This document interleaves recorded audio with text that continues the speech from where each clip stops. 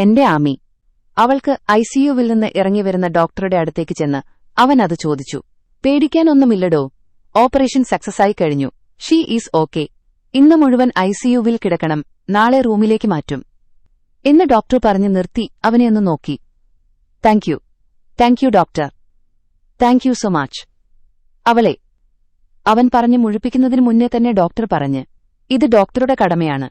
പിന്നെ താങ്ക്സ് പറയണം എന്ന് നിർബന്ധമാണെങ്കിൽ പറയേണ്ടത് എന്നോടല്ല, ഡോക്ടർ തൻഹയോടാണ്. അവൾ ഇപ്പോൾ വരും. ഒരു പുഞ്ചിരിയോടെ ഡോക്ടർ അത് പറഞ്ഞു. ഡോക്ടർ എന്റെ ആമി. അവൾക്ക് കുഴപ്പമൊന്നുമില്ലല്ലോ? ഇല്ലടോ ഡോക്ടർ. തൻഹയാണ് അവളെ കൺസൾട്ട് ചെയ്യുന്നത്, അതുകൊണ്ട് ആമിയയുടെ കാര്യം അവളോട് ചോദിച്ചുകൊള്ളൂ എന്ന് ഡോക്ടർ പറഞ്ഞ് പുഞ്ചിരിച്ചുകൊണ്ട് അവിടെ നിന്ന് പോയി. തന്റെ ആമിക്ക് ഒന്നും വരുത്താതെ തിരിച്ചു തന്നതിൽ അവൻ അല്ലാഹുവിനെ സ്തുതിച്ചു. തന്റെ എല്ലാണ് അവൾ. അവൾക്ക് എന്തെങ്കിലും സംഭവിച്ചിരുന്നെങ്കിൽ. അവനൊന്ന് ദീർഘശ്വാസം വിട്ട് അടുത്തുണ്ടായിരുന്ന ചെയറിലിരുന്നു. പെട്ടെന്നാണ് ഐസിയുവിന്റെ വാതിൽ തുറന്ന് നഴ്സിനോട് സംസാരിച്ച് ഒരു ലേഡി ഡോക്ടർ ഇറങ്ങിവന്നത്. അവൻ അപ്പോൾ തന്നെ അവളുടെ അടുത്തേക്ക് ചെന്നു. തിരിഞ്ഞുനിന്ന് നഴ്സിനോട് സംസാരിക്കുന്നതുകൊണ്ട് തന്നെ അവൻ അവളുടെ മുഖം കണ്ടില്ലായിരുന്നു. ഡോക്ടർ ആമിയ. അവൻ ഒരു ചെറിയ പേടിയോടെയും അവൾക്കൊന്നുമിണ്ടാവല്ലേ എന്ന പ്രാർത്ഥനയോടെ അവൻ ചോദിച്ചു. ആമിയയ്ക്ക് പേടിക്കാനൊന്നുമില്ല, അവൾ അപകടനില തരണം ചെയ്തു കഴിഞ്ഞു എന്നും പറഞ്ഞ് അവൾ അവന്റെ മുഖത്തേക്ക് നോക്കി. അവനെ കണ്ട അവൾ ഞെട്ടലോടെ അവനെ തന്നെ നോക്കി.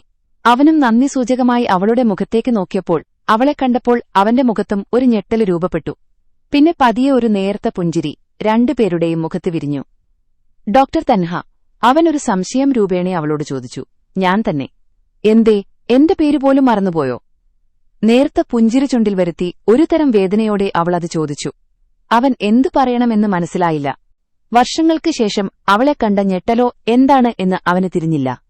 ഒരു വാടിയ പുഞ്ചിരി അവൾക്ക് സമ്മാനിച്ച് അവൻ സംസാരിച്ചു തുടങ്ങി. അവൾക്ക് എന്നവൻ ഐസിയുവിലേക്ക് ചൂണ്ടി അവൻ പറഞ്ഞു.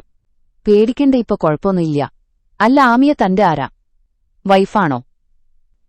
കഥയുടെ ബാക്കി അക്ഷരതാളുകൾ ആപ്പിൽ ലഭ്യമാണ്.